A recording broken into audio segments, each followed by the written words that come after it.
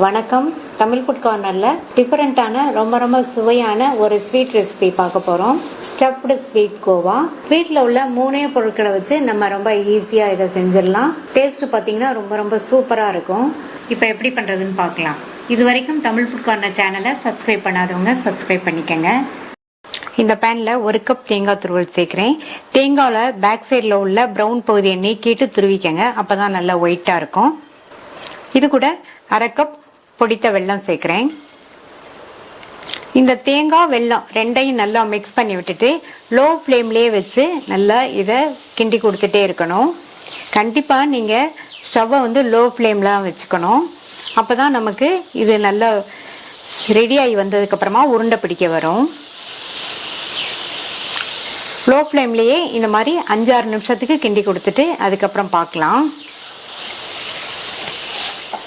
தேங்காய் வெல்லம் ரெண்டையும் சேர்த்து 5 நிமிஷம் நல்லா கிண்டி கொடுத்தாச்சு. அடுத்து இதில் 1/4 டீஸ்பூன் ஏலக்காய் பவுடரை சேர்த்து நல்லா மிக்ஸ் பண்ணி கொடுத்துட்டே இருங்க. ஸ்டவ் லோ ஃப்ளேமில் தான் இருக்கணும். ஹை ஃப்ளேமில் இருந்ததுன்னா நமக்கு உருண்டை பிடிக்க வராது. தேங்காய் உதிர ஆயிரும். மறுபடியும் ஒரு 2 நிமிஷத்துக்கு கிண்டி கொடுத்துட்டு உருண்டை பிடிக்க வருதா என்னன்னு செக் பண்ணி பார்க்கலாம். நம்ம சேர்த்த வெல்லம் உருகி தேங்காய் துருவலும் நல்லா வெந்து தேங்காயில் உள்ள எண்ணெய் எல்லாம் வெளியில வந்துருச்சு பாருங்க, தெரியும். இப்போ இதை உருண்டை பிடிச்சு பார்க்கலாம். கையை தண்ணியில் லைட்டாக நனைச்சிட்டு இதுல இருந்து கொஞ்சம் எடுத்து இந்த மாதிரி உருட்டணும்னா நல்ல பால் மாதிரி பிடிக்க வருது பாருங்க. ஓரளவு ஆறுனதுக்கு அப்புறமா மீதி உள்ளதையும் பால்ஸா பிடிச்சு வச்சுக்கலாம். பால்ஸ் ரெடி ஆயிடுச்சு. அடுத்து இந்த பேன்ல தண்ணி சேர்க்காத ஃபுல் ஃபேட் மில்க் 1 லிட்டர் சேர்க்கிறேன்.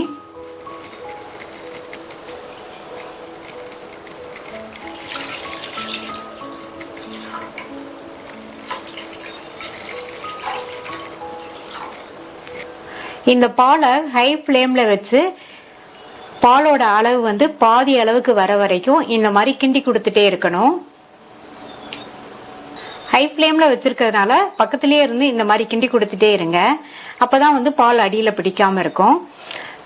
பால் பேன்ல அடியில பிடிச்சிச்சுன்னா ஸ்வீட்டோட டேஸ்டே மாறிடும்.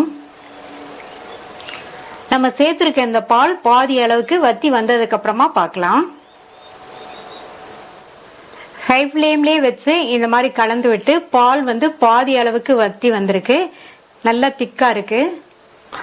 இந்த மாதிரி சைட்ல விழுகிற ஆடையெல்லாம் எடுத்து இந்த பால்லையே சேர்த்துருங்க. அடுத்து இதுல 2 டேபிள் ஸ்பூன் சர்க்கரை சேர்த்துக்கலாம். சர்க்கரையை சேர்த்துட்டு ஸ்டவ்வை மீடியம் ஃப்ளேம்ல வச்சிருங்க. சர்க்கரை சேர்த்து நல்லா மிக்ஸ் பண்ணி விட்டாச்சு. இதுக்கு 2 டேபிள் ஸ்பூன் சர்க்கரை கரெக்டா இருக்கும்.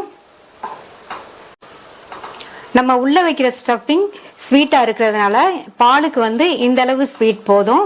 இப்ப ஸ்டவ் மீடியம் ஃப்ளேம்ல வச்சு நல்லா இந்த மாதிரி கிண்டி கொடுத்துட்டே இருங்க. இது ஓரளவு திக்காய் வரட்டும், அதுக்கப்புறம் பார்க்கலாம். மீடியம் ஃப்ளேம்ல வச்சு கைவிடாம கலந்து விட்டு கோவா பார்த்தீங்கன்னா ஓரளவு திக்காய் வந்திருக்கு. இது இன்னுமே திக்காய் வரணும். மறுபடியும் 5-6 நிமிஷத்துக்கு கலந்து கொடுத்துட்டே இருப்போம். இப்போ 6 நிமிஷம் ஆச்சு. கோவா பார்த்தீங்கன்னா நல்லா திக்காய் வந்திருக்கு. இந்த மாதிரி இருந்ததுன்னா நமக்கு உருண்டை பிடிக்கிறதுக்கு கரெக்டாக இருக்கும்.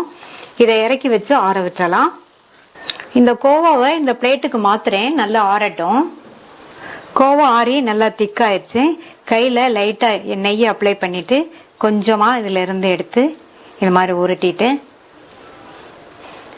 இந்த கையில் நெய் லைட்டாக அப்ளை பண்ணியிருக்கேன். இதை வச்சுட்டு நல்லா ரவுண்டா தட்டிக்கங்க. இதுல நம்ம ரெடி பண்ணி வச்ச ஸ்டஃபிங்கை வச்சு க்ளோஸ் பண்ணிடலாம்.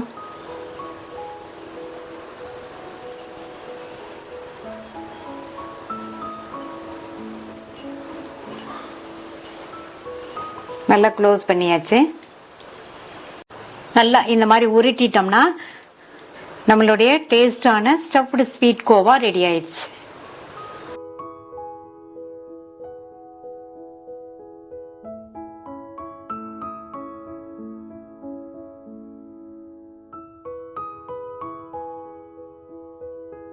நீங்களும் இதே மாதிரி ஒரு தடவை ட்ரை பண்ணி பாருங்க, ரொம்ப நல்லா இருக்கும். குழந்தைங்கள்ல இருந்து பெரியவங்க வரைக்கும் எல்லாருமே விரும்பி சாப்பிடுவாங்க. ட்ரை பண்ணி பார்த்துட்டு உங்க கமெண்ட்ஸை சொல்லுங்க. தேங்க்யூ.